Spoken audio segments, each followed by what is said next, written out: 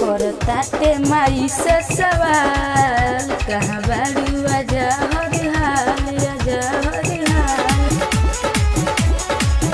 करताटे माई से सवाल कहाँ बालू आजा हरिहाल तहरा बेटावा पताहरा सेवा खावा पताहरा बेटावा पताहरा सेवा खावा पड़ल भारी विपतवा ए माई हमारी सुनरी हो ए माई हमारी मुलरी हो ए माई हमारी सुनरी हो ए माई